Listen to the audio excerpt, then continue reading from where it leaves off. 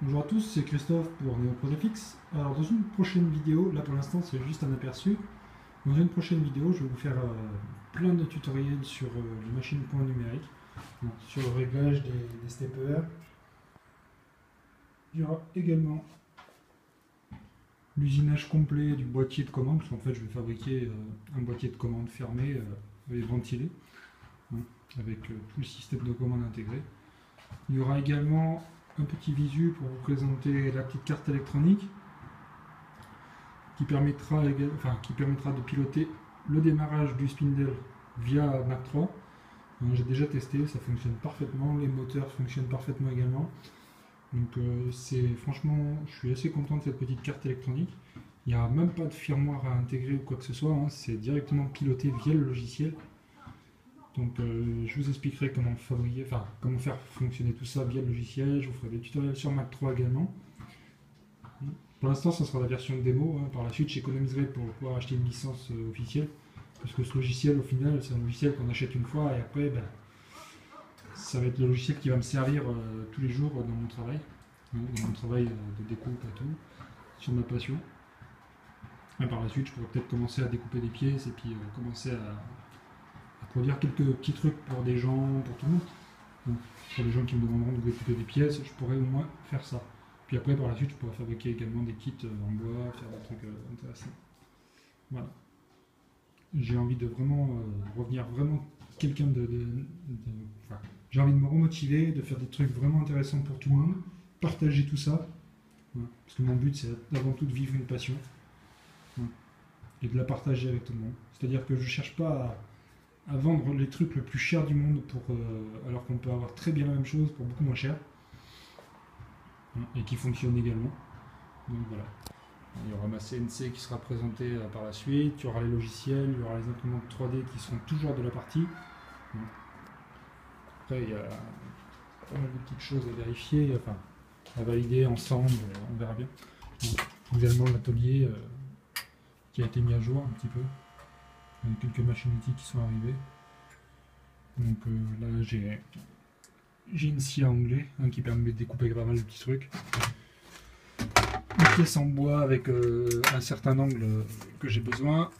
Voilà. C'est encore du chinois, oui. Il y en a qui vont dire que c'est de la merde et tout.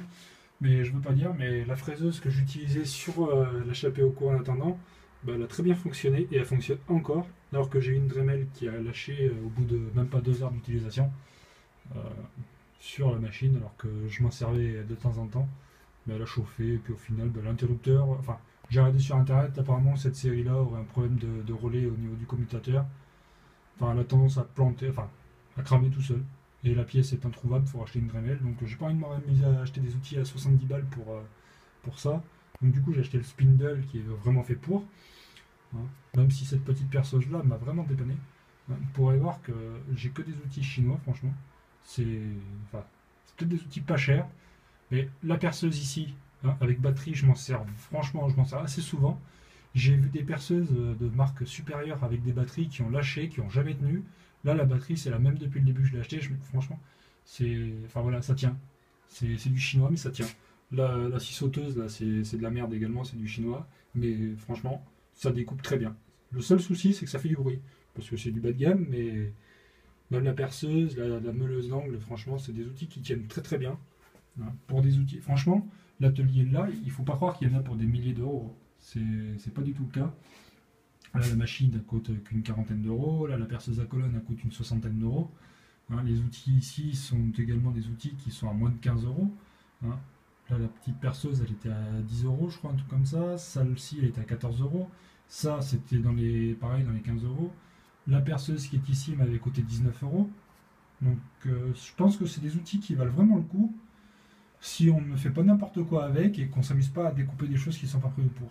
C'est-à-dire que si on essaie de découper de l'acier avec l'acier à onglet avec une lame bois, c'est sûr que la truc elle va péter quoi. Après j'en ai vu plein qui commentaient comme quoi c'était pas solide et tout. C'est sûr que si on y va avec autre chose que de la souplesse, je veux dire que si on y va doucement, qu'on fait ce qu'il faut sur les outils, ils peuvent tenir très longtemps. La perceuse à colonne m'a permis de sauver pas mal de trucs. Elle m'a permis de refaire des filetages sur des pièces en métal. Parce que j'ai acheté des forêts métaux qui coûtent très très bien. Et franchement, avec une perceuse à colonne qui est bien réglée, parce qu'il y a un système de courroie qu'on peut régler, et pour le prix, je suis franchement pas déçu, parce que ça m'a permis de faire des pièces, d'usiner des pièces que je m'attendais pas à ce qu'une machine à ce prix-là puisse le faire. Donc c'est très très bien. Il y a toute la partie, enfin il y a encore du tri à faire, il y a pas mal de choses à trier dans mon truc. J'ai encore les boîtes de dérivation à finir de fixer, le néon à finir de fixer, enfin. Pour l'instant, c'est un atelier basique. Hein. Franchement, j'ai pas plus de moyens pour avoir un atelier en ville ou quoi que ce soit. J'ai toute la caisse à outils, j'ai toute ma partie triage à faire. Là, ici, j'ai des chutes de bois. J'ai également récupéré 80 kg de bois à Leroy Merlin dans un panier. C'était un caddie qui faisait pour 5 euros. Donc, pour 5 euros, j'ai eu un panier complet avec 80 kg de chutes de bois. Et franchement, c'est des chutes de bois qui valent le coup. C'est pas des trucs, des morceaux qui servent à rien. J'ai récupéré du MDF, enfin j'ai récupéré plein de trucs, j'ai récupéré des pièces de contreplaqué, j'ai des chutes de bois ici. Je pourrais vous montrer également ce qui est dans la cave, et franchement, pour le peu que je l'ai payé, j'ai de quoi m'entraîner sur la machine et faire des pièces en attendant. Là je vais faire tout le coffrage avec que des chutes de bois, et franchement, il y a moyen de faire quelque chose de pas mal. Donc voilà, hein. C'est toujours moi, hein, c'est Christophe, et franchement... j'ai retrouvé la motivation de faire quelque chose de pas mal et je vais tout faire pour. Hein. J'ai envie que les passionnés qui suivent ma chaîne, ben, ils soient contents d'avoir du contenu français et que voilà quoi. Hein. Ma présomption, enfin tout ce que j'avais fait quand j'avais vendu les kits d'imprimante, j'ai cherché à arnaquer personne, j'ai juste voulu faire quelque chose, mais à l'époque j'étais pas assez confiant, j'ai fait des erreurs et franchement j'ai pas envie de refaire des erreurs aujourd'hui. Du coup je fonce pas trop vite, maintenant je vais tranquillement, je vais doucement. Aujourd'hui, je ne vends pas de choses qui ne sont pas prêtes. C'est-à-dire que si aujourd'hui, demain, je vends quelque chose, ça sera quelque chose qui sera fini, un produit qui sera testé, qui sera franchement, qui sera, enfin, voilà, quoi, qui aura de la qualité, qui sera derrière. J'ai vraiment envie de donner quelque chose de bien cette fois, une bonne image de moi.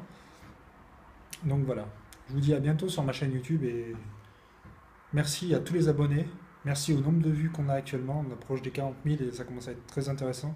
Les abonnés, c'est pareil, on approche des 250 abonnés. Je pense que ça peut être. C'est un signe que voilà, il y a quand même des personnes qui suivent, qui sont intéressées par ce que je fais et qui attendent des vidéos. Donc je ne vais pas vous décevoir. Hein. Pour les commentaires, malheureusement, je ne peux pas répondre à tout le monde parce qu'il y a aussi pas mal de travail derrière. Donc je vais essayer de répondre au maximum aux gens qui me posent des questions. Après, il y a pas mal de réponses qui sont déjà dans les vidéos que des gens ne suivent pas jusqu'à la fin. J'ai eu beaucoup de questions sur des choses qui étaient dites dans la vidéo même. Hein, donc regardez bien les vidéos en entier. Peut-être pas en une fois, hein, vous pouvez regarder en plusieurs fois. Parce que j'ai tendance à beaucoup parler. Mais voilà. Donc je vous dis à bientôt sur ma chaîne. Salut!